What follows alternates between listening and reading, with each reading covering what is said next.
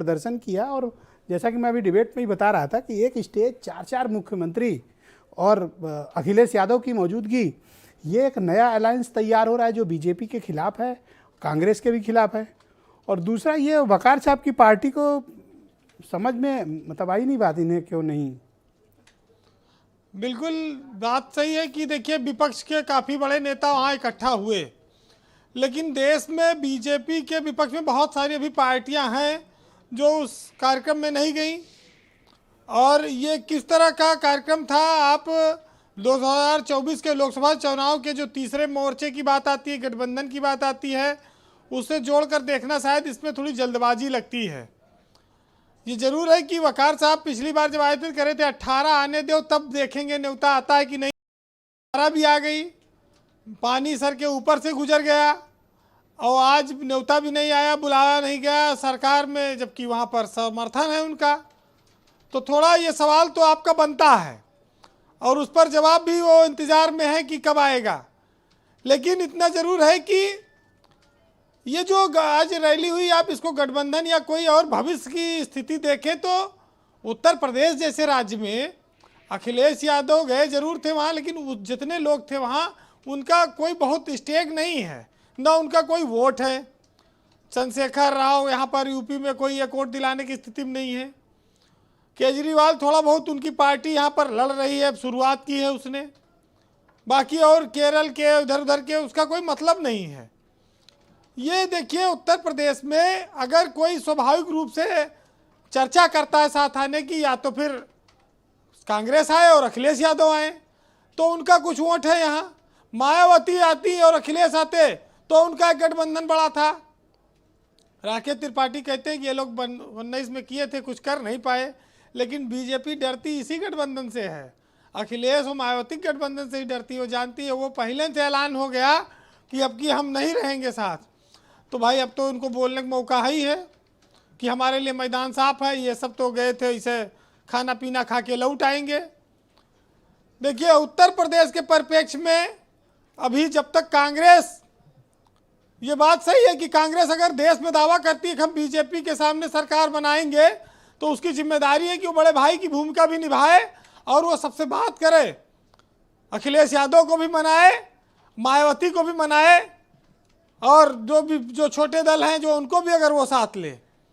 केसीआर की रैली में एक बात खटकती है कि नीतीश कुमार या तेजस्वी यादव, ये भी दो अलग अलग पार्टियां बिहार की, इनको क्यों नहीं बुलाया गया। इनका भी आना वहाँ चाहिए था अगर कोई आप बड़ा गठबंधन देश में बीजेपी के खिलाफ बनाते हैं तो ये दर्शाता है ब्रजेश जी कि ये गठबंधन जैसा कुछ था या खाली एक शक्ति प्रदर्शन था, एक रैली करनी थी, एक मैसेज देना था। क्योंकि एकता जो बनाता है उसके लिए बड़ा त्याग करना पड़ता है, समर्पण करना पड़ता है, और वो सबसे बड़ा हो उसका त्याग और समर्पण महत्व रखता है।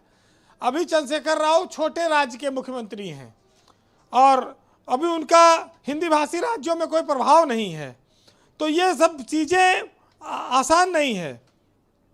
देखिए एक चीज़ है कि पूरे संपूर्ण विपक्ष का मुकाबला एक ऐसे व्यक्ति से है जिसकी लोकप्रियता देश में बहुत ज़्यादा है, नरेंद्र मोदी। वो बीजेपी के भी नेता हैं ज़रूर, लेकिन बीजेपी में पार्टी से भी बड़ा उनका स्ट्रक्चर हो चुका है। और ये हिंदुओं के बीच जो गोल टोपी का मैसेज है वो बीजेपी को वोट दिलाता है, मजबूत करता है। मोदी जी ने भले कहा भाई कि आप भाषा का स्तर संभालिए, मुसलमानों के खिलाफ न बोलिए, लेकिन अगर नहीं बोलेंगे तो वोट कहाँ मिलेगा इनको। मुसलमान के ही नाम पर तो बीजेपी इस देश में राज कर रही है, वो कैसे ये छोड़ सकती है। अब ये विपक्षी एकता की जब बात आती है तो ब्रजेश जी उसमें अभी बीजू जनता दल, मायावती और ममता बनर्जी, ये सब भी तो अभी नहीं दिखे यहाँ। इनका भी एक अपना अपने राज्यों में अपनी अपनी हैसियत है।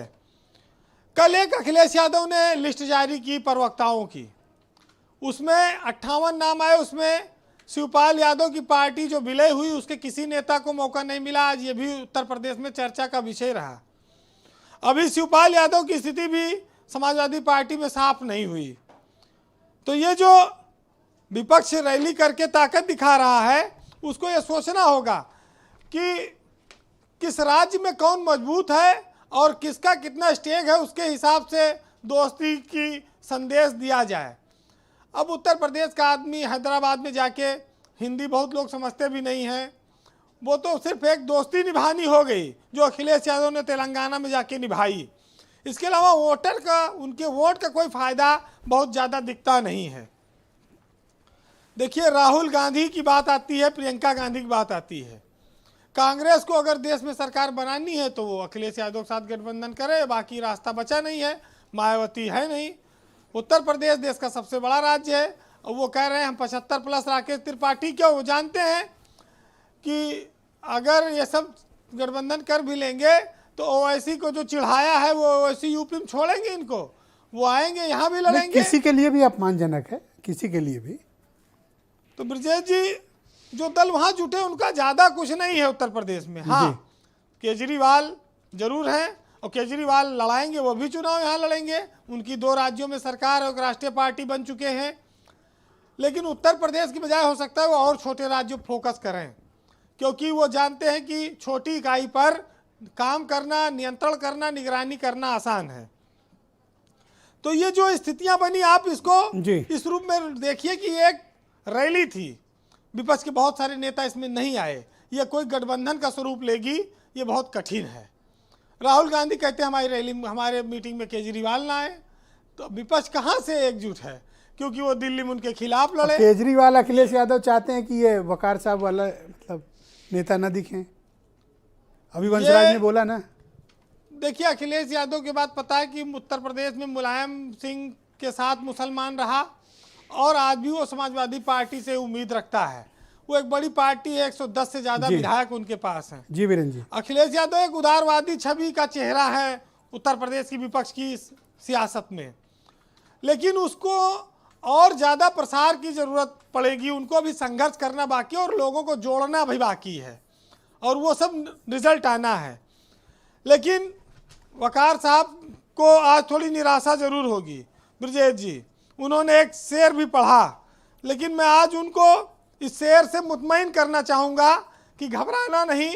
वकार साहब बड़े जिंदा दिल आदमी हैं, हाजिर जवाब हैं। नहीं बिल्कुल। तो उनके लिए एक शेर पढ़ता हूँ। कि शेर सुरेंद्र राजपूत से लिखा लाते हैं, आपसे नहीं पूछते हैं। बोलिए वीरेंद्र। सुनिएगा कि देते हैं उजाले मेरे सजदों की गवाही, मैं छुप के अंधेरों में इबादत नहीं करता जी। और इंसान ये समझे कि यहाँ दफन खुदा है, मैं ऐसे मज़ारों की जियारत नहीं करता। तो भाई आज तो वकार साहब ने कह दिया कि हमें कोई भ्रम नहीं है, हम जियारत नहीं करेंगे आपकी। नहीं, इनकी बातों में ज़्यादा स्पष्टता इनकी पार्टी के मुकाबले, मैं तो खुद ही कहता हूं। बिल्कुल है, वैचारिक स्पष्टता है। नहीं, अब फंस गए, सवाल आप कर रहे हैं तो क्या करेंगे? जवाब तो देने, कुछ न देने पड़ेगा, स्पष्ट जवाब दे दें। हाँ, ज़्यादा अच्छा है। अप्रिशिएट जी। देखिए, एक साहित्यकार ने लिखा है, वसीम बरेलवी साहब ने, कि तेरे गठबंधन से मैं मुतमईन नहीं, लेकिन तेरे खुलूस से फिर भी बहलना पड़ता है और खिलाफ जुल्म बगावत भी करनी पड़ती है। हर एक निज़ाम को एक दिन बदलना पड़ता है।